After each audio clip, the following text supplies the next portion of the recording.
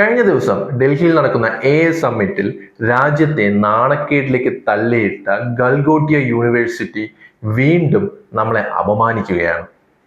കഴിഞ്ഞ ദിവസം ചൈന ഉണ്ടാക്കിയ യൂണിട്രി ഗോ 2 എന്ന റോബോട്ടിക് നായ ഞങ്ങൾ 350 കോടി രൂപയുടെ പ്രൊജക്റ്റായി നിർമ്മിച്ചതെന്നാണ് അവർ പറഞ്ഞത്. പക്ഷേ നെറ്റിസൺസ് ഇത് കണ്ടുപിടിച്ചു. ഇത് ചൈനയുടെ പ്രോഡക്റ്റ് ആണെന്നും ഇത് 2 ലക്ഷം രൂപയ്ക്ക് വാങ്ങിക്കാൻ കഴിയുമെന്നും അവർ വെളിപ്പെടുത്തി.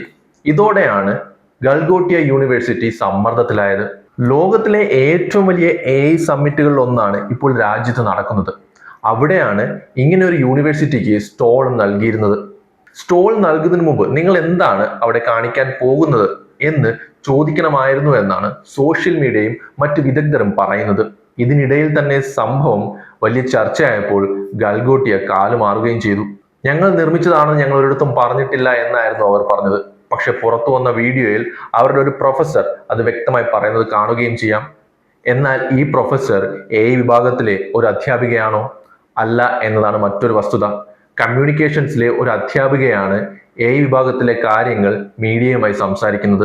എന്നാൽ ഇതെല്ലാം വിവാദമായ ഉടൻ തന്നെ അവരെ അവിടെ നിന്ന് പറഞ്ഞുവിടാൻ സമ്മിറ്റ് തയ്യാറായി.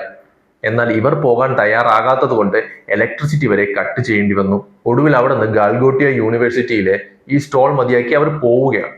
പക്ഷെ ഇവിടെയാണ് അടുത്ത നാണക്കേട് ഉണ്ടാകുന്നത്. ഇവരവിടെ സമ്മിറ്റിന് കൊണ്ടുവന്ന ഒരു ഡ്രോൺ മോഡൽ ഉപേക്ഷിച്ചാണ് പോയത്. എന്നാൽ ഇതിലെ ഏറ്റവും വലിയ തമാശ എന്തെന്ന് വെച്ചാൽ ഈ ഡ്രോൺ ഉണ്ടാക്കിയിരിക്കുന്നത് തെർമോകോളിലാണ്.